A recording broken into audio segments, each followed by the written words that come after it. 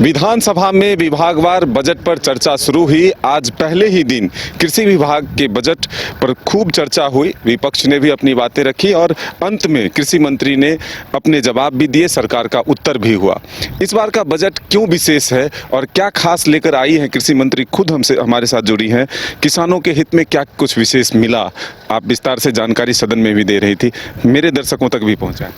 देखिए, कृषि विभाग हमेशा से ही काफ़ी अच्छा काम करता आया है, कई सारी योजनाएं सब रही हैं, मगर सबसे बड़ी चुनौती विभाग के साथ रही कि ये योजनाएं धरातल में उतारने में उतने पदाधिकारी भी सक्षम नहीं रह पाते थे। मगर हम लोगों ने ये प्रयास किया कि कार्यशालाओं के माध्यम से, प्रशिक्षण के माध्यम से या जो प्रदर्शनी लगाए जाते हैं उनके माध्यम से पहले तो विभाग अपना जनता के साथ एक कनेक्ट बढ़ाए। और इसी के क्रम में एक उदाहरण देना चाहूँगी कि गुमला चैनपुर में हम लोगों ने पहली बार जिला स्तरीय कार्यक्रम किया था, जिला स्तरीय प्रदर्शनी लगाया था। 10,000 से अधिक किसानों ने पार्टिसिपेट किया। पार्टिसिपेशन केवल नहीं, रिजल्ट क्या रहा कि इस बार सबसे ज़्यादा यंत्रीकरण का जो हमारे पास आवेदन आया है कृषि ट्रैक्टर, मुख्यमंत्री ट्रैक्टर योजना का, वो वहीं गुमला चैनपुर से आया है। साथ ही साथ आप देखेंगे मिलेट मिशन में भी सबसे अधिकतर रजिस्ट्रेशन गुमला से ही हुआ है। तो ये छोटा सा उदाहरण है जो विभाग कर रही है। और इसी कड़ी में हम लोगों ने 3 नए योजनाएं भी लाए हैं। पहले योजना है महिला कृषक खुशहाली योजना, जिसमें महिलाओं को हम लोग इंटीग्रेटेड फार्मिंग से जोड़ना चाहते हैं, समेकित खेती। अगर आपके पास भूमि है तो आप उसी में मत्स्य करिए, आप उसी में पशुपालन करिए, उसी में आप स्ट्रॉबेरी उगाइए।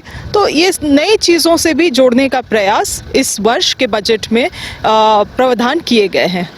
किसानों के आय को बढ़ाने के लिए आप खुद प्रयासरत हैं, लगातार आप उस पर काम कर रही हैं, लेकिन कुछ जो सदस्य थे उन्होंने सुझाव दिया कि अगर प्रोसेसिंग यूनिट यहाँ बढ़ाए जाए, कोल्ड स्टोरेज बढ़ाए जाए, तो जो हमारे यहाँ पैदावार हो रहे हैं उससे ज़्यादा इनकम आ सकता है। तो इस पर सरकार का क्या फोकस होगा? देखिए, मैं आपको बतलाना चाहूँगी कि क्योंकि मैंने भी देखा मेरे मंत्री कार्यकाल में लगातार जो माननीय सदस्य सवाल उठाते थे वो कोल्ड स्टोरेज के ही मांग के लिए रहता था।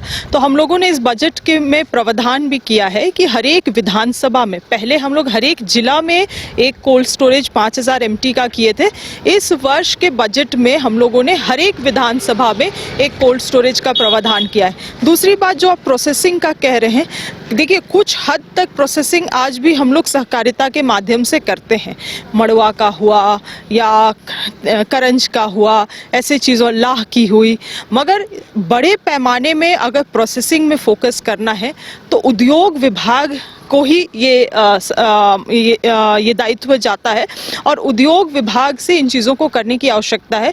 मगर क्योंकि किसान हमारे स्टेक होल्डर्स हैं तो निश्चित मैं भी उद्योग विभाग से इन चीज़ों में प्रयास करूंगी। तो उम्मीद की जाए कि आने वाले दिनों में झारखंड कुछ चीज़ों का प्रोडक्शन करने में आगे बढ़ेगा। देखिए, उम्मीद ये की जा सकती है कि हमारी सरकार हर एक निर्णय में किसानों का लाभ, किसानों का हित और उनका अधिकार का रक्षा करने के लिए पूरे तत्परता से खड़ी रहेगी। बिल्कुल, आपको धन्यवाद। आज बेहतरीन बजट आपने पेश की है, बहुत विस्तार से किसानों पर फोकस किया है अलग अलग सेक्टर में। अब देखना होगा कि इसका आने वाले दिनों में परिणाम क्या निकल कर आता है, किसानों के चेहरे पर खुशहाली कितने नजर आते हैं। अपने सहयोगी राजबल्लम के साथ मदन सिंह, न्यूज़ बाइस्कोप, रांची। घर रहने का मकान भर नहीं, ये खुशियों की तिजोरी है। दरवाजे पर दस्तक देता पड़ोस, खिड़कियों से उमड़ आता आसमां, तारों में उलझी ऐसी ना जाने कितनी दास्तां। कहती हैं चले डायमंड सिटी, एक सफर हम सफर के साथ अपने घर तक। Diamond city, life long bonding, 500 से ज्यादा खुशहाल डायमंड परिवार। जल्दी करें, सिर्फ 200 फ्लैट बाकी। आज ही बुक करें अपना आशियाना। क्रिकेट के विश्व मंच पर छा रही हैं रांची की प्रतिभाएं। इन प्रतिभाओं को संवार रहा है जेके इंटरनेशनल क्रिकेट एकेडमी। अनुभवी कोच की देखरेख, सुविधाओं से लैस जेके क्रिकेट एकेडमी अनुशासन और आत्मविश्वास का विश्वास भरा सफर।